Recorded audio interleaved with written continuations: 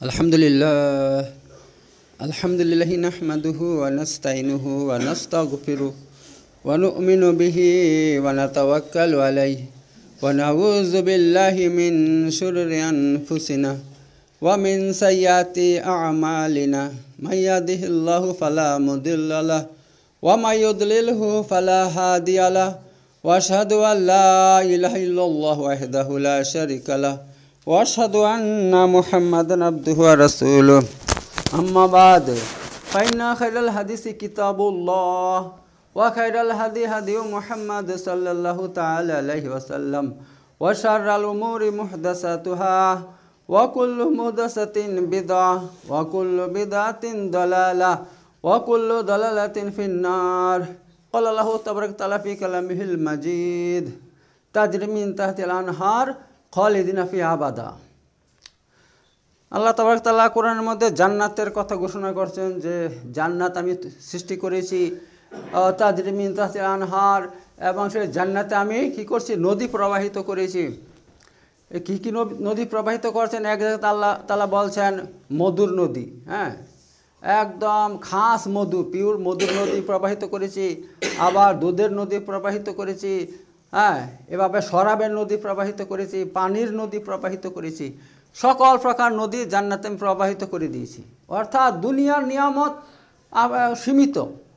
মানুষ যতই বড় লোক হোক তার কাছে টাকা পয়সা সীমিত থাকে, তার কাছে যে সমস্ত আইটেম আছে খাবারের সব কিছু সীমিত থাকে, হ্যাঁ, কিন্তু আল্লাহ তাবারক তাআলা জান্নাতীদের মধ্যে যাদেরকে দিবেন সেখানে সীমিত নয়, একদম নদী প্রবাহিত করে দিবেন তাদের বাড়ির সামনে দিয়ে।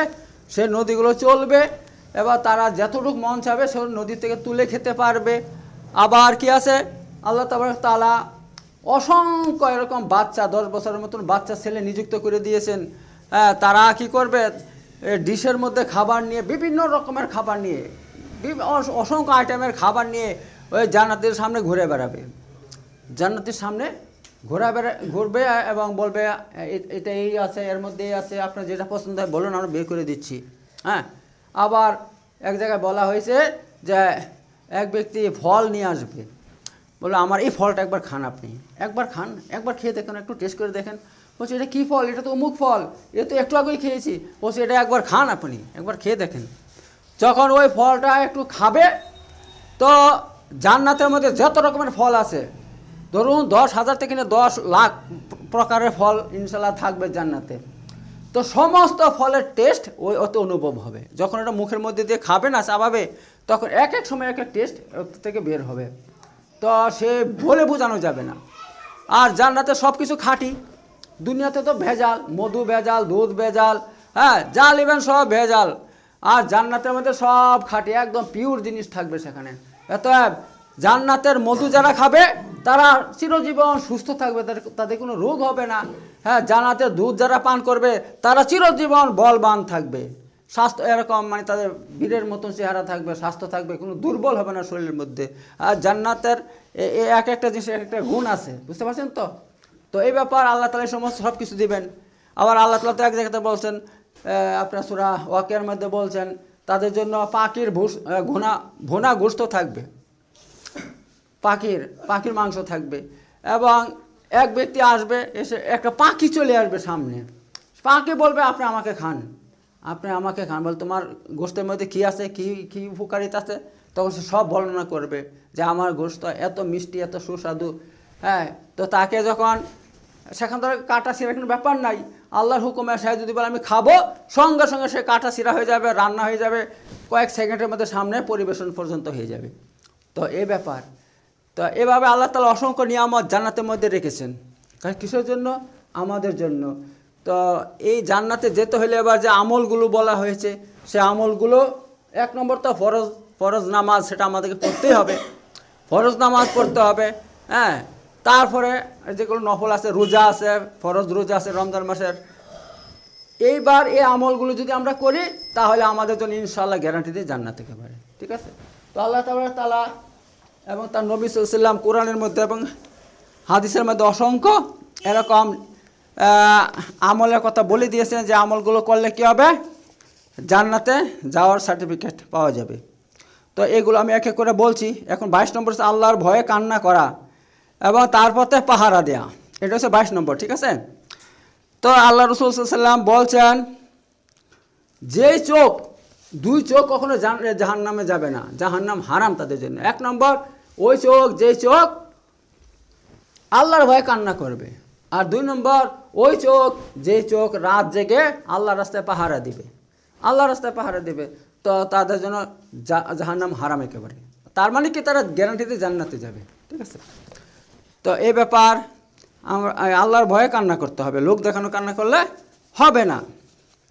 এবার হচ্ছে আপনার 23 নম্বর হচ্ছে আল্লাহর জন্য দিনী ভাইয়ের জিয়ারত করা। ঠিক আছে, আল্লাহর জন্য, আল্লাহর ওয়াস্তে।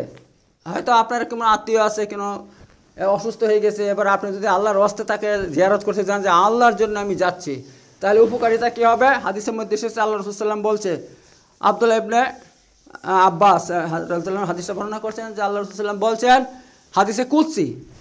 তো হাদিসে কুদসি মানে কি? আল্লাহ স্বয়ং সে কথা বলছে। আল্লাহ বলছে যে ব্যক্তি তার ভাইয়ের জন্য জিয়ারত করতে যাবে, অসুস্থ হয়ে গেছে, মুসলমান ভাই আর কি, তার মানে মুসলিম ভাই, আপনার যে কোনো মুসলমান ভাই, এখন ভাই বলা হয়েছে, শুধু ভাই নয়, আপনার চাচা হোক, আপনার কোনো দুঃসম্পর্ক আত্মীয় হোক, ফুপা হোক, খালু হোক, যে কোনো হোক, যে আপনার অসুস্থ হয়ে গিয়েছে, আপনি যদি তাকে দেখা করতে যান, তাহলে বলা হয়েছে আল্লাহ তাআলা বলছে তুমি কি করলে, তোমাকে এমন নেকি দেওয়া হবে যে নেকির বদলা হয়েছে জান্নাত। যে নেকির বদলা কি? একমাত্র জান্নাত। তো দেখুন কত সুন্দর জিনিস। আমরা যদি আমাদের কোনো মুসলিম ভাইয়ের অসুস্থ হয়ে গেলে দেখা করতে যাই, তাহলে আল্লাহ তাআলা আমাদেরকে জান্নাতের ঘোষণা দিচ্ছেন। আল্লাহ তাআলা হাদিসে কুদসির মধ্যে তার জান্নাতের ঘোষণা দিয়েছেন, সে জান্নাতে যাবে। তো এই ব্যাপার, এই ছোটো ছোটো আমল, এগুলো বেশি বড় নয়, এমন কিছু নয়, যদি এগুলো পালন করি তাহলে আলহামদুলিল্লাহ আমরা জান্নাতে নিশ্চিতভাবে যেতে পারবো। ঠিক আছে, তো এই ব্যাপার।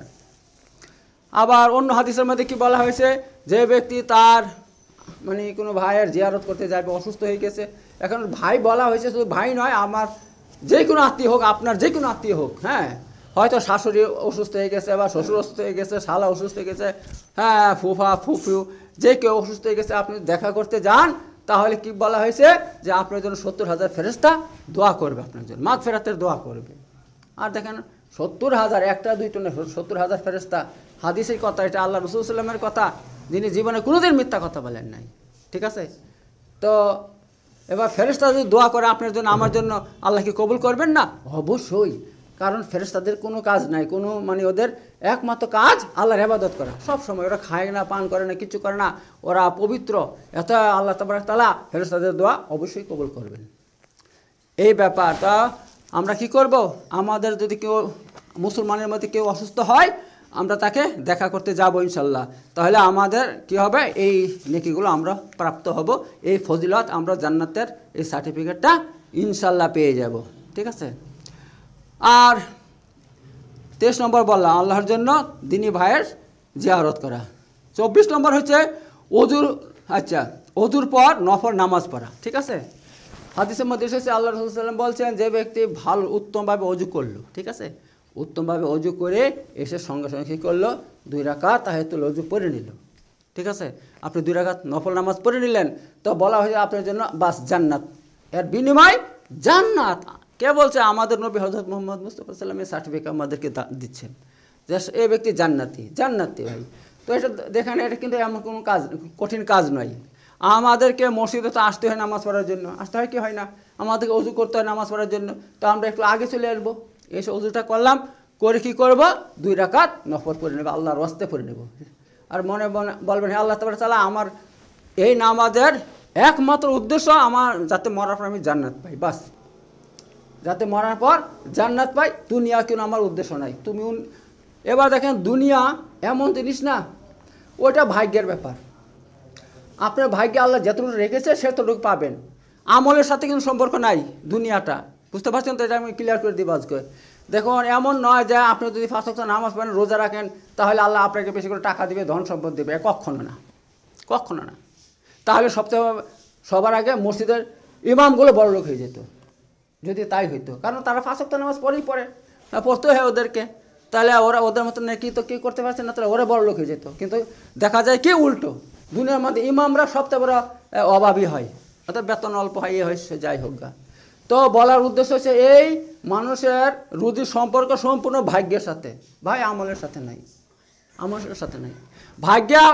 আপনার ভাগ্যে আল্লাহ রুজি রেখে দিয়েছে, আপনার দেখা যাচ্ছে কোটিপতি হয়ে গিয়েছেন, অথচ আপনার দিনের সাথে সম্পর্ক নাই, কারণ আপনার ভাগ্যে ছিল হয়ে গেছেন। আপনি দিন থাকুক বা বেদিন থাকুক, দিন থাকুক, আপনার লেখেছে আল্লাহ, এটা হবেই হবে, এই ব্যাপার, ঠিক আছে।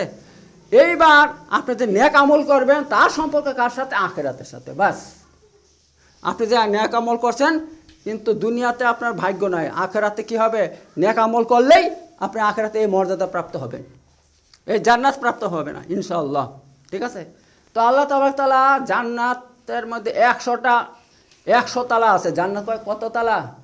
100 তালা, বুঝতে পারছেন তো? 100 তালা আল্লাহ রাসূল সাল্লাল্লাহু আলাইহি ওয়াসাল্লাম বলছেন। এবার এক তালা থেকে অন্য তালার দূরত্ব কতটুকু জানেন? আল্লাহ রাসূল সাল্লাল্লাহু আলাইহি ওয়াসাল্লাম বলছেন পৃথিবী থেকে আকাশ পর্যন্ত, এই পৃথিবী থেকে আকাশ পর্যন্ত যেতে 500 বছর লাগবে। আল্লাহ রাসূল সাল্লাল্লাহু আলাইহি ওয়াসাল্লাম হাদিসের মধ্যে বলছে 500 বছর লাগবে। আর বিজ্ঞানীরা তো উল্টো বলছে, বিজ্ঞানীরা বলছে আকাশের মধ্যে এত গ্রহ নক্ষত্র আছে, একটা গ্রহ থেকে অন্য গ্রহ যেতে কয়েক লক্ষ আলোক বর্ষ লাগবে। আলোক বর্ষ, কয়েক লক্ষ আলোক বর্ষ লেগে যায়। আলোক বর্ষ বুঝতে পারছেন? আলোক বর্ষ মানে কি? আলোর গতি 1 সেকেন্ডে 1,86,000 মাইল গতি চলে 1 সেকেন্ডে। এবার এই হিসাবে 1 বছর চললে যেই তাকে বলে 1 আলোক বর্ষ, 1 আলোক বর্ষ। এভাবে একটা তারা থেকে অন্য তারার দূরত্ব আপনার এরকম কয়েক লক্ষ আলোক বর্ষ। তো এই ব্যাপার। তো আল্লাহ রাসূল সাল্লাল্লাহু আলাইহি ওয়াসাল্লাম কি বলছেন? এই পৃথিবী থেকে আকাশ পর্যন্ত দূরত্ব কত? 500 বছর। আর জান্নাতের প্রথম জান্নাতের 1 তালা থেকে দ্বিতীয় তালায় উঠতে এরকম এত দূরত্ব। তো এরকম 100 জান্নাত, 100 তালা আছে জান্নাতের মধ্যে, 100 তালা আছে, ঠিক আছে। আর একটা জান্নাতের মধ্যে কত মানে জায়গা আছে সে মানে হিসাব শেষ করা যাবে না। হাদিসের মধ্যে এসেছে আল্লাহ রাসূল বলছেন, দেখেন প্রতিটা মানুষের জান্নাতের মধ্যে কোটা আছে এবং জাহান্নামে কোটা আছে, ঠিক আছে। প্রতিটা মানুষের, চাইছে মুসলমান হোক কাফের হোক। এবার মানুষের আমল যেরকম হবে, যে আমল নিয়ে সে দুনিয়া থেকে যাবে, আখিরাতে যাবে, তখন সে আল্লাহ তাআলা তাকে কী করবে? যদি জান্নাতীওয়ালা আমল নিয়ে যায় আর তার যদি আমলের সংখ্যা বেশি থাকে, ওজন করা হয়, তো আমলকে ওজন করা হবে এবং আপনার জীবনের পাপগুলোকে ওজন করা হবে। যখন দেখা যাবে পাপের পাল্লা হালকা আর নেকির পাল্লা ভারী হয়ে গেছে, তখন আলহামদুলিল্লাহ আপনাকে জান্নাত দান করবে। তখন আল্লাহ তাআলা সেখানে বাতিল করবে কোটা কিয়ামতের মাঠে। ওই হিসাব করার পর যখন দেখবে যে ওই জান্নাতি হয়ে গেছে, ওর আমলের সংখ্যা বেশি, তখন তার জাহান্নামের কোটাটা বাতিল করে দেবে। আল্লাহ তাআলা বলবে ওই জাহান্নামে তার জায়গা লেখা আছে, ওখানে সে যাবে না, ওই জান্নাতে যাবে। আর ওই দিন যদি দেখা যায় তার পাপের পাল্লা ভারী হয়ে গেছে, নেকির পাল্লা হালকা হয়ে গেছে, তখন আল্লাহ তাআলা তার জান্নাতে যে কোটা আছে তার সেটা কেটে দিবে। কেটে দিয়ে বলবেন যে ওর জাহান্নামের ওই জায়গাতে চিরদিন স্থায়ীভাবে সে সেখানে থাকবে, ঠিক আছে। তো এই ব্যাপার, প্রতিটা মানুষের জান্নাতের মধ্যে কোটা আছে, জাহান্নামে কোটা আছে। এবং জাহান্নামের মধ্যে বলা হয়েছে জাহান্নামে সমস্ত জাহান্নামীদেরকে দিয়ে দিবে আল্লাহ তাআলা, কিন্তু তারপরেও জাহান্নাম খালি থাকবে, ভরবে না। তখন জাহান্নাম বলবে হালমি মাজিদ, আরও আছে, আরও দাও। তখন শেষকালে বলা হয়েছে আল্লাহ তাআলা স্বয়ং তিনার পা মোবারককে জাহান্নামে ভরে দিবেন। তখন জাহান্নাম বললে হ্যাঁ ভরে গেছে, ঠিক আছে। এই অবস্থা হবে। জাহান্নাম এত বড় জাহান্নাম, এত মানুষকে ফেলে দিবে। পৃথিবীর সৃষ্টি শুরু থেকে কিয়ামত পর্যন্ত যত জাহান্নামী হবে, জাহান্নামীদের সংখ্যা বেশি, কারণ দুনিয়ার মধ্যে কাফেরদের সংখ্যা বেশি, মুসলমানদের মধ্যে হ্যাঁ এরকম যাই হোক নামাজের সংখ্যা কম আছে। তো এভাবে জাহান্নামের সংখ্যা বেশি হবে। এত জাহান্নামকে ভরার পরও জাহান্নাম খালি থাকবে। আবার আল্লাহ রাসূল সাল্লাল্লাহু আলাইহি ওয়াসাল্লাম কি বলছেন? তেমনইভাবে জান্নাতের মধ্যে যত জান্নাত আছে সবাইকে জান্নাত দিয়ে দেবেন আল্লাহ তাআলা। দেওয়ার পর কি হবে? অর্ধেক জান্নাত খালি পড়ে থাকবে, অর্ধেক জান্নাত খালি পড়ে থাকবে। মানে তখন আল্লাহ তাআলা কী করবেন? আবার নতুন একটা মাখলুক তৈরি করবেন। জানি না সে মাখলুক কী হবে, কী ধরনের হবে, দেখতে কী হবে জানি না, সেটা হাদিসে বলে নাই যে এই ধরনের হবে, আমি বলতে যাব না। তো বলা হয়েছে আল্লাহ তাআলা নতুন মাখলুক তৈরি করবেন, করে সেই মাখলুক দিয়ে জান্নাত, বাকি জান্নাতটা ভরবেন আল্লাহ তাআলা। তো এই ব্যাপার, হ্যাঁ। তো জান্নাত জাহান্নামের মধ্যে সবার কোটা আছে, সবাই। হ্যাঁ, এবার মানুষের আমল অনুযায়ী সে কোটা একটা ক্যান্সেল হবে, আর একটা কী হবে, একটা তার জন্য নির্ধারিত হবে, এই ব্যাপার। তো আল্লাহ তাআলা আমাদেরকে তৌফিক দান করুক যাতে আমরা এভাবে জান্নাতি হইতে পারি। তো কি বলছিলাম, ওযুর পর নফল নামাজ যদি কেউ পড়ে তাহলে আল্লাহ তাআলা তাকে কী করবে, তার জন্য জান্নাত ওয়াজিব করে দেয়। তেমনইভাবে 25 নম্বর হচ্ছে নবী সাল্লাল্লাহু আলাইহি ওয়াসাল্লামের উপর দরুদ পাঠ করা। রাসূল সাল্লাল্লাহু আলাইহি ওয়াসাল্লামের উপর যদি দরুদ পড়া হয় তাহলে তার উপরে জান্নাত ওয়াজিব হয়ে যায়। এবং এক হাদিসে আল্লাহ রাসূল সাল্লাল্লাহু আলাইহি ওয়াসাল্লাম কি বলছেন, তিনি বলছেন যে কিয়ামতের মাঠে আমার সবথেকে নিকটবর্তী ওই ব্যক্তি হবে যে দুনিয়াতে আমার উপর বেশি বেশি দরুদ পড়ে। ঠিক আছে, তো দেখেন দরুদ পড়াটা এমন কঠিন জিনিস নয়, আমরা রাস্তাঘাটে চলতে চলতে মনে মনে পড়তে পারবো, কিন্তু দরুদ ইব্রাহিমিটা সবথেকে ভালো দরুদ। ঠিক আছে, যেটা আমরা নামাজের মধ্যে পড়ি, আমরা সবসময় এই দরুদটা পড়ার চেষ্টা করব। ঠিক আছে, তো এই ব্যাপার। তো দরুদ যদি পড়া হয় তার জন্য আল্লাহ রাসূল সাল্লাল্লাহু আলাইহি ওয়াসাল্লাম কি বলছে, সে জান্নাতি, তার জন্য জান্নাতের গ্যারান্টি একেবারে। আর অন্য এক হাদিসের মধ্যে আছে আব্দুল ইবনে আব্বাস রাদিয়াল্লাহু আনহু, তিনি বলছেন যে কী বলছেন, আল্লাহ রাসূল সাল্লাল্লাহু আলাইহি ওয়াসাল্লাম কী বলছেন, তিনি বলছেন যে ওই ব্যক্তি জান্নাতের রাস্তা হারিয়ে ফেলছে যে আমার উপর দরুদ পড়তে ভুলে গিয়েছে। বুঝতে পারছেন, তো জান্নাতের রাস্তা হারিয়ে ফেলছে ওই ব্যক্তি যে আমার উপর দরুদ পড়তে ভুলে গিয়েছে। তো এই জন্য এটাকে যাতা মনে করলে হবে না, দরুদ পড়তে হবে। দরুদটা কিন্তু বিরাট গুরুত্বপূর্ণ জিনিস, এই জন্য আমরা দরুদ কিন্তু পড়বে ইনশাল্লাহ। হ্যাঁ, দরুদ পড়ব। আল্লাহুম্মা সাল্লি আলা মুহাম্মাদি ওয়া আলা আলি মুহাম্মাদ কামা সাল্লাইতা আলা ইব্রাহিম ওয়া আলা আলি ইব্রাহিম ইন্নাকা হামিদুম মাজিদ। এই দরুদগুলো এই সবচেয়ে ভালো দরুদ এইগুলো, তো এইগুলো পড়ব। তাহলে কি হবে, তাহলে যে আমরা জান্নাতের রাস্তা হারিয়ে গেছি সেটা আবার আমাদের সামনে চলে আসবে ইনশাআল্লাহ। হ্যাঁ, তো এই ব্যাপার। তো দরুদটা আমাদের কী করতে হবে, যদি পড়ি তাহলে আমাদের জান্নাত ইনশাল্লাহ সুনিশ্চিত। এবার আপনার 26 নম্বর হচ্ছে লেনদেনে ন্যায় করা। লেনদেনে আপনি ব্যবসা করছেন, ব্যবসা বাণিজ্য করেন আপনি, এবার আপনার কাছে যদি কেউ মাল নিতে আসে, হয়তো দেখা গেল আপনি গরিব মানুষ এসেছে, তার কাছে কোনো টাকা মানে বেশি নাই, যদি বলে ভাইজান এই টাকাটা এখন ধরেন আর বাকিটা আমি 2 দিন পর দিব, এবার আপনি বললেন ঠিক আছে ভাইজান, কোনো ব্যাপার না, আপনি 2 দিন পর দিয়ে দিন। হ্যাঁ, তাহলে এটা এর মধ্যে আছে। ঠিক আছে, এই একটা আছে। আবার হয়তো কেউ বলছে ভাইজান আমি খুব গরিব, দেখুন আমার কাছে সব টাকা হচ্ছে না, আমার কাছে কটা টাকা আছে, এটাই আপনার।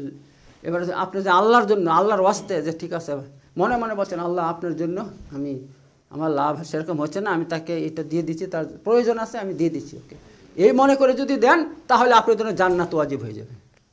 হাদিসের মধ্যে আল্লাহ রাসূল সাল্লাল্লাহু আলাইহি ওয়াসাল্লাম বলছে, হ্যাঁ 4টে গুণ যার মধ্যে থাকবে তার মধ্যে তার জান্নাত ওয়াজিব হয়ে যায় তার উপরে।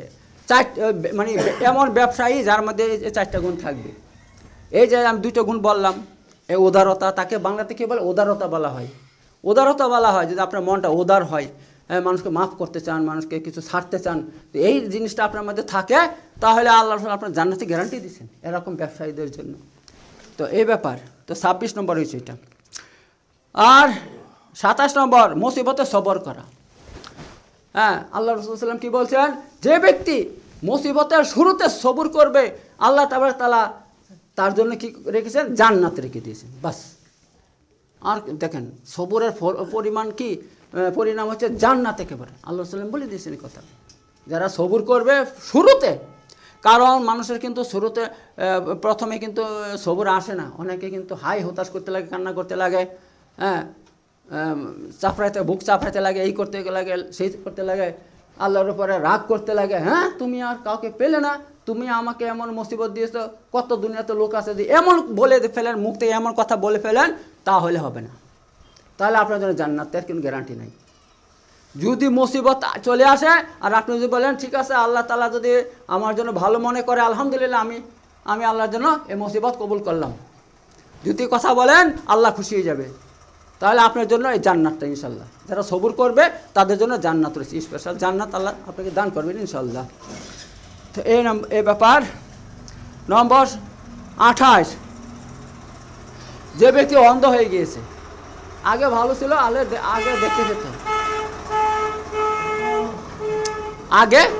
দেখতে পেত, কিন্তু হঠাৎ করে অন্ধ হয়ে গেছে, আল্লাহ তাআলা তার চোখের আলো ছিনিয়ে নিয়েছে।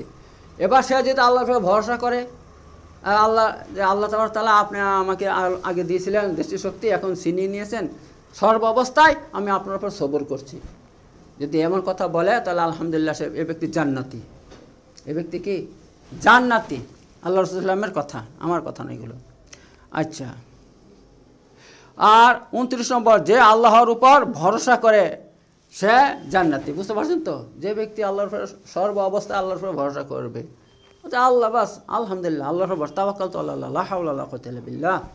হ্যাঁ, আল্লাহ আমার ভরসা ভাই। আমার অবস্থা খারাপ, আল্লাহ তো দেখছে, আল্লাহ চাইলে আমার অবস্থা পরিবর্তন করতে পারে যে কোনো অবস্থায়। কীভাবে করবে তিনি জানেন, আমি জানি না। আল্লাহ যদি কারো অবস্থা পরিবর্তন করতে চান তো আল্লাহ এমন উপায় বের করে দিবে, তার সামনে এমন রাস্তা বের করে দিবে যে মুহূর্তের মধ্যে তার যে অবস্থা, খারাপ অবস্থা ছিল সেটা ভালো অবস্থায় পরিণত হয়ে যাবে। ঠিক আছে? এত আমাদের কী করতে হবে? আল্লাহর ভরসা রাখতে হবে, আর আল্লাহর উপর আমাদের সব কিছু ছেড়ে দিতে হবে, যে আল্লাহ তোমার উপর ছেড়ে দিলাম, তুমি যা করবার করো। ঠিক আছে? আল্লাহ কোরআনের মধ্যে বলছে ওয়া ইয়াতাওয়াক্কাল আলাল্লাহ ফাহুয়া হাসবুহু। যে ব্যক্তি আল্লাহর উপর ভরসা করবে আল্লাহ তার জন্য যথেষ্ট হয়ে যায়, তার জন্য যথেষ্ট হয়ে যায়, আল্লাহ তাআলা তার সব কিছু করে দেয়। এই ব্যাপার। এবার 30 নম্বর, কবিরা পাপ থেকে বাঁচা। হাদিসের মধ্যে এসেছে আল্লাহ রাসূল সাল্লাল্লাহু আলাইহি ওয়াসাল্লাম বলছেন, যে ব্যক্তি 5 ওয়াক্ত নামাজ পড়বে, রমজান মাসে রোজা রাখবে, এবং আর অন্য যে গুনাহ আছে, কবিরা পাপ আছে, তার থেকে বেঁচে থাকবে, তো তার বদলে আল্লাহ কী করবে? তাকে জান্নাত দান করবে। ঠিক আছে? তো আমরা যদি কবিরা গুনাহ থেকে বাঁচতে পারি, কবিরা গুনাহ মানে বড় গুনাহ, যেই গুনাহ তওবা না করলে কখনো মাফ হয় না। কবিরা গুনাহ কখন মাফ হয়? তওবা করবেন তবেই মাফ হবে, না হলে মাফ হবে না। কিন্তু তো কবিরা গুনাহ থেকে যদি বেঁচে থাকতে পারি তাহলে আল্লাহ তাবারক তাআলা আমাদেরকে কী করবেন? জান্নাত দেবেন। এ কথা আমাদের নবী হযরত মুহাম্মদ মুস্তাফা সাল্লাম বলে দিয়েছেন। 31 নম্বর, বেশি করে জান্নাত চাওয়া। হাদিসে এসেছে যে আল্লাহ রাসূল সাল্লাল্লাহু আলাইহি ওয়াসাল্লাম বলছেন, যে ব্যক্তি বেশি বেশি করে জান্নাত কামনা করবে, জান্নাত চাইবে, তাহলে আল্লাহ তাকে জান্নাত দান করবে। কারণ কি আছে? কারণ হচ্ছে এই, স্বয়ং জান্নাত বলে, হে আল্লাহ তাবারক তাআলা, যে ব্যক্তি আমাকে চায় দিনে 3 বার, তাকে তুমি আমাকে দান করো। ঠিক আছে? তেমনি জাহান্নাম বলে, হে আল্লাহ তাবারক তাআলা, যে ব্যক্তি আমার থেকে আশ্রয় চায় তোমার কাছে, যে আল্লাহ আমাকে জাহান্নাম থেকে বাঁচাও, 3 বার যে ব্যক্তি বলবে, আর তুমি তাকে জাহান্নাম থেকে দূরে রাখো। ঠিক আছে? তো এত আমরা প্রতিদিন এই জিনিসটা করব, মনে মনে বলবো, হে আল্লাহ আমাদেরকে জাহান্নাম থেকে বাঁচাও, হে আল্লাহ আমাদেরকে জাহান্নাম থেকে বাঁচাও, হে আল্লাহ আমাদেরকে জাহান্নাম থেকে বাঁচাও। 3 বার বলে দিলাম। বাংলাতেই বলবেন, আর আরবিতে বলবেন আল্লাহুম্মা ইন্নী আউযু বিকা মিনান নার। ঠিক আছে? আল্লাহুম্মা ইন্নী আউযু বিকা মিনান নার, এটা বলতে পারেন আরবিতে। আর বলবেন আল্লাহুম্মা ইন্নী আসআলুকাল জান্নাহ। ঠিক আছে? এটা বলে দিবেন। তো এই ব্যাপার, এই আমলগুলো করবেন, তাহলে ইনশাআল্লাহ জান্নাত ওয়াজিব হয়ে যাবে। মরার পর জান্নাতে যেতে পারবেন, এবং জান্নাতে যেতে হলে যে কাজগুলো করা দরকার আল্লাহ তাআলা আপনাকে সেই করিয়ে নেবেন, আপনাকে আল্লাহ তৌফিক দিয়ে দিবেন, অটোমেটিক আপনার দ্বারা সেই কাজ হয়ে যাবে। ঠিক আছে? কারণ আল্লাহকে রাজি করে নিয়েছেন আপনি, চেয়ে আল্লাহকে চাইতে হবে, আল্লাহর কাছে চাইতে হবে প্রতিদিন, এই আমলগুলো করতে হবে। যদি করেন তাহলে আল্লাহ তাআলা আপনাকে তৌফিক দেবে, জান্নাতি হওয়ার তৌফিক দান করবেন আল্লাহ তাআলা। আচ্ছা, এবার হচ্ছে 32 নম্বর, সূরা মুলক। হাদিস এসেছে সূরা মুলক হচ্ছে জাহান্নামের আগুন থেকে ঢাল স্বরূপ। আপনি যদি প্রতিদিন সূরা মুলক, খুব ছোটো, 30টা না কটা আয়াত আছে, খুব ছোটো, 29 পারার শুরুতেই আছে। হ্যাঁ, তাবারাকাল্লাযী বিয়াদিল মুলক ওয়া হুয়া আলা কুল্লি শাইইন কাদির। এইটা যদি আপনি প্রতিদিন একবার করে পাঠ করেন, মোটামুটি রাতে পড়বেন, মাগরিবের পর একবার করে পড়বেন। ঠিক আছে? তাহলে ইনশাআল্লাহ আপনি যখন মরে যাবেন, সেই সূরা মুলকটা কবরের মধ্যে এসে দাঁড়াবে, সেখানে আপনাকে কোনো আসতে দেবে না, ফেরেশতা এসে আপনাকে আযাব দেবে, সেটা ফিরাবে। হ্যাঁ, কারণ আল্লাহ রাসূল সাল্লাল্লাহু আলাইহি ওয়াসাল্লাম স্বয়ং বলে দিয়েছে, এই সূরা মুলক আগুন থেকে ঢাল স্বরূপ। যখন আগুন চলে আসবে, আপনার আযাবের ব্যবস্থা হয়ে যাবে, সেখানে সূরা মুলকটা এসে আপনাকে সে আযাবের সামনে এসে দাঁড়িয়ে যাবে, একেবারে আযাব আসতেই দিবেন আপনার কাছে। ঠিক আছে? এত সূরা মুলকটা যদি আমরা নিয়মিত পড়ি ইনশাআল্লাহ, তাহলে আমরা কি করব? জাহান্নামের আযাব থেকে বেঁচে যাব, এবং জাহান্নাম থেকে বেঁচে যাব, এবং জান্নাত অটোমেটিকভাবে ইনশাআল্লাহ আল্লাহ তার ব্যবস্থা করে দেবেন। এই ব্যাপার। আচ্ছা, এবার 33 হচ্ছে মেয়েদের লালন পালন করা এবং বিয়ে দেওয়া। হাদিসের মধ্যে এসেছে আল্লাহ রাসূল সাল্লাল্লাহু আলাইহি ওয়াসাল্লাম বলছেন, যে ব্যক্তির 2টো মেয়ে হয়েছে এবং সে তাদেরকে লালন পালন করে বিয়ে দিয়ে দিয়েছে, সে ব্যক্তি জান্নাতি। আবার বলা হয়েছে সে জান্নাতে আমার সঙ্গে এভাবে থাকবে, এই দুটো আঙ্গুলকে এরকম মিলিতভাবে আছে না, সে আমার সঙ্গে থাকবে জান্নাতে। তো এরকম ব্যাপার। তো এই সমস্ত জিনিস, অথচ আজ বর্তমানে মেয়ে হলে মানুষ বোঝা মনে করে যে মেয়ে হয়েছে তাকে লালন পালন করে বড় করতে হবে এবং তাকে মেলা টাকা দিয়ে বিয়ে দিতে হবে, সে চলে যাবে পরের বাড়ি, আমার তো কোনো কাজে লাগবে না, ছেলে হলে কাজে লাগে। হ্যাঁ, ছেলেদের লালন পালন করে বড় করি, তারা কামাই করে খাওয়ায় আমাদেরকে। কিন্তু ভাই এটা মনে করবেন না, কারণ মেয়ে যদি হয় তো তার জন্য আপনার আখিরাতের জান্নাতে গ্যারান্টি হয়ে গেল আপনার জন্য। হ্যাঁ, এই ব্যাপার মেয়েদেরকে বোঝা মনে করলে হবে না এই ব্যাপার। এবার 34 নম্বর, মায়ের সেবা করা। আল্লাহ রাসূল সাল্লাল্লাহু আলাইহি ওয়াসাল্লাম কি বলছেন? মায়ের পায়ের নিচে জান্নাত। তার মানে কি? মায়ের পায়ের নিচে জান্নাত, তার মানে হচ্ছে তুমি মাকে রাজি খুশি রাখো সবসময়, মায়ের সেবা করো, মা যাতে তোমার উপর রাজি থাকে, খুশি থাকে। যদি মাকে রাজি করাতে পারেন, মা আপনার উপর সন্তুষ্ট থাকে, খুশি থাকে, তাহলে আলহামদুলিল্লাহ, আল্লাহ তাআলা আপনার সমস্ত নেক কাজের রাস্তা খুলে দেবে আপনার জন্য, আপনার হেদায়েতের রাস্তা আল্লাহ খুলে দিবে। তাহলে আপনি অটোমেটিকভাবে আপনি ইবাদত করতে পারবেন। আর যদি মাকে যদি আপনি নারাজ করেন, তাহলে আল্লাহ তাআলা আপনার কোনো ইবাদতের তৌফিক দিবে না, আপনার মনটা সবসময় পাথর হয়ে থাকবে। নামাজের কথা শুনলে মনের মধ্যে এত বিষ লাগবে যে মসজিদে যেতে মনে হবে আমার পাওটা 10 কুইন্টাল ভারী হয়ে গেছে, এরকম মনে হবে, মসজিদ দিকে যেতে মন চাবে না। ঠিক আছে? এটা মায়ের সঙ্গে আর বাপের সঙ্গে খারাপ ব্যবহার যারা করে, তারা কিন্তু সাকসেসফুল হবে না, হবে না। আর তারা জান্নাতি হবে না। কারণ হাদিসের মধ্যে এসেছে লা ইয়াদখুলুল জান্নাহ আকুল ওয়ালিদাইন, অর্থাৎ পিতা মাতার অবাধ্যকারী সন্তান কখনো জান্নাতে প্রবেশই করবে না, আল্লাহ রাসূল বলে দিয়েছেন। অর্থাৎ তাদের ইবাদত আল্লাহ কবুল করবে না, তাদের ইবাদত আল্লাহ কবুল করবেই না। হ্যাঁ, যারা পিতা মাতার অবাধ্য হবে, এই ব্যাপার। এতএব পিতা মাতার যদি আমরা কথা শুনি, তাদের কথা মতো চলি, তাহলে আল্লাহ তাআলা আমাদেরকে কী করবেন? জান্নাত দান করবেন। 35 নম্বর, বাপের সাথে ভালো ব্যবহার করা। হাদিসের মধ্যে এসেছে তোমার বাপ হচ্ছে তোমার জান্নাতের একটা দরজা, তোমার বাপ তোমার জান্নাতের একটা দরজা। তুমি এখন ইচ্ছা করলে সে দরজাকে নাফরমানি করে ভেঙে দাও, অথবা তুমি চাইলে সে ভালো ব্যবহার করে সে দরজা টিকিয়ে রাখো। এবার আপনি কোনটা করবেন? আর অধিকাংশ ছেলে সন্তান এখন বাপের সঙ্গে খারাপ ব্যাপার দেখায়, কথা শোনে না, এসব করে। কিন্তু না, তা করলে হবে না। যদি বাপের নাফরমানি করি, তাহলে জান্নাতের দরজা ভেঙে গেল। দরজা ভেঙে গেলে আমরা কি করে যাব জান্নাতে? বুঝতে পারছেন তো? তো এই ব্যাপার। তো বাপের সাথে ভালো ব্যবহার করতে বলা হয়েছে। আর 37 নম্বর, বাচ্চা মরলে সবর করা। ঠিক আছে? আল্লাহ সাল্লাম কি বলছেন? যে ব্যক্তির একটা বাচ্চা হয়েছে, সে মরে গেল, সে সবর করলো, তাহলে কি হবে? আল্লাহ তার বদলা জান্নাত দান করবেন, তার বদলা জান্নাত দান করবেন। তা এবার যার একটা বাচ্চা মরে গেছে, দুটো বাচ্চা মরে গেছে, তার তো বিরাট সুখবর ভাই। যদি আলহামদুলিল্লাহ সে 5 ওয়াক্ত নামাজ পড়তে পারে, অন্য কিছু করুক না করুক, 5 ওয়াক্ত নামাজটা পড়ে নেয়, কারণ রমজান মাসে রোজা রাখুক, বেশি তোমাকে আমল করতে হবে না, অল্প আমল করুন আপনি, কারণ আপনার জান্নাতের সার্টিফিকেট পেয়ে গেছেন, আপনার দুটো বা একটা সন্তান মরে গেছে বাচ্চা অবস্থায়। এবার তারা কি করবে? কিয়ামতের দিন তাদের তুমি পাপ নাই, নিষ্পাপ লাই। এবার যাদের পাপ নাই তারা জাহান্নামে যাবে, আল্লাহ তাদেরকে জাহান্নামে দিবে? কখনো দিবে না। তাদেরকে বলা হবে তোমরা জান্নাতে যাও। তখন তারা কি বলবে? হে আল্লাহ তাআলা, আমরা কখনো জান্নাতে যাব না যতক্ষণ পর্যন্ত আমাদের সঙ্গে আমাদের পিতা মাতাকে নিয়ে যেতে না দিবেন। এবার আল্লাহ দেখছেন তারা তো নিষ্পাপ, তাদেরকে আমি জাহান্নামে দিতে পারছি না, এবং তারা এমন দাবি করছে, সে দাবি পূরণ না করলে তারা জান্নাতে যাবেও না। শেষকালে আল্লাহ বলবে যা বান্দা যা, তোর মা বাপকে নিয়ে যাতে সঙ্গে করে। ঠিক আছে? তো যাদের বাচ্চা মরে যায়, ছোটো ছোটো বাচ্চা মরে যায়, তো তাদের জন্য কত বড় গুরুত্বপূর্ণ জিনিস বুঝতে পারছেন এখন থেকে। এই জন্য আমাদের সবুর করতে হবে। আর অনেক মা আমি দেখছি বাচ্চা মরে যাচ্ছে, মাগুলো হাই হতাশ করছে, আর এমন করে কান্না করছে, বিলাপ করছে, বুক চাপড়াচ্ছে। এমন যদি করা হয়, তাহলে ওই ইয়া পাবে না, তারা এই ফলটা তারা পাবে না, এই ফজিলত থেকে বঞ্চিত হয়ে যাবে। তো এ ব্যাপার। আর এবার শেষ 37 নম্বর হয়েছে বেশি করে ইস্তেগফার পাঠ করা। ইস্তেগফার, আস্তাগফিরুল্লাহ। ঠিক আছে?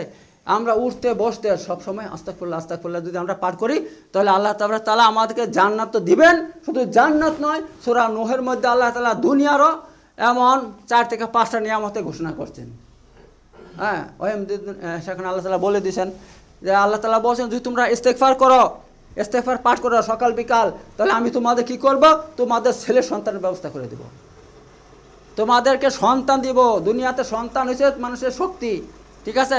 সন্তান থাকলে আপদে বিপদে সন্তান কাজে আসে, তারা সামনে এসে দাঁড়াবে। হ্যাঁ, কেউ লড়াই লাগলে ঝগড়া লাগলে সন্তান এসে কী করবে, বাপের হয়ে লাগবে না? তো দুনিয়াতে সন্তান এমন জিনিস, খুব বড়, আল্লাহর বড় নিয়ামত সন্তান। তো আল্লাহ বলছে এই জিনিসটা আমি কখন দিব, যদি তুমি ইস্তেগফার পাঠ করো। আর আল্লাহ আর কি বলছেন, তোমাদেরকে আমি বাগাত দান করব, বাগ বাগিচা দান করব, বাগ বাগিচা দান করবো যদি তোমরা কী করো, সকাল বিকাল ইস্তেগফার পাঠ করো। আর কি করব, আমি নহর প্রবাহিত করব। এবার দেখেন নহর প্রবাহিত করা, এটা এবার তো আমাদের সবার বাড়ির সামনে নহর আল্লাহ প্রবাহিত করবে না। তার মানে হচ্ছে এই নহর কেন প্রবাহিত করা হয়, সেচনের জন্য, জমি সেচার জন্য, বিভিন্ন উপকারের জন্য।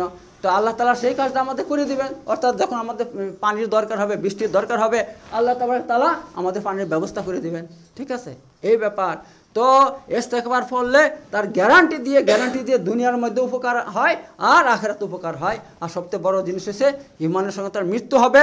হ্যাঁ, মরার সময় তার কোনো পাপ থাকবে না, নিষ্পাপ হয়ে দুনিয়াতে যত পাপ আছে সমস্ত পাপ থেকে মুক্ত করে আল্লাহ তাআলা তাকে আখিরাতে নিয়ে যাবে এবং তাকে সেখানে একদম গ্যারান্টি দিয়ে জান্নাত দান করবেন আল্লাহ তাআলা।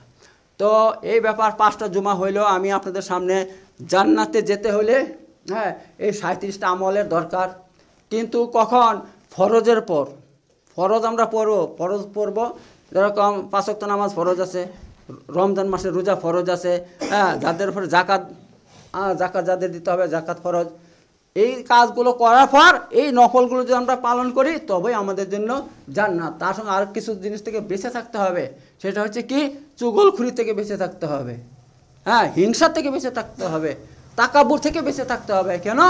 এর জন্য বলা হয়েছে যারা চুগলখুরি করবে তারা কোনোদিন জান্নাত প্রবেশ করবে না। আল্লাহ রাসূলের সাল্লামের হাদিস, যারা চুগলখুরি করবে তারা কোনো জান্নাতে প্রবেশ করবে না। এই জন্য আমাদেরকে এর থেকে বেঁচে থাকতে হবে। আর 2 নম্বর কি, আমাদেরকে এভাবে চুগলখুরির থেকে, তারপরে হিংসা করার থেকে বেঁচে থাকতে হবে। কেন বলা হয়েছে যারা হিংসা করে তাদের সমস্ত নেকি আল্লাহ পুড়িয়ে দেয়, সহিহ মুসলিমের হাদিস। ভাই, নেকি যদি পুড়ে যায় তাহলে আমি জান্নাত যাবো কী করে ভাই? তো এই ব্যাপার, এইগুলোর থেকে বেঁচে তারপর আমরা এই আমলগুলো করব, তাহলে ইনশাল্লাহ আমরা কি করব, এক গ্যারান্টিতে জান্নাতে যাব। তো আল্লাহ তাআলা আমাদের সবাইকে হ্যাঁ এই 37টা আমলের উপর আমল করার তৌফিক দান করুক। বারাকাল্লাহু লানা ফিল কুল্লি আযীম ওয়া নাফা'না ওয়া ইয়াকুম বিযিকরিল হাকীম ইন্নাহু তাআলা জাওয়াদুন কারীমুন মালিকুন বারুর রাউফুর রাহিম।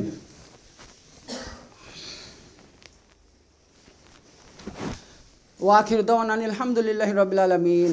إن الله يأمر بالعدل والإحسان وإيتاء ذي القربى وينهى عن الفحشاء والمنكر والبغي يعظكم لعلكم تذكرون. واذكروا العظيم يذكركم واشكروا على نعمه وذكره أكبر والله يعلم ما تصنعون.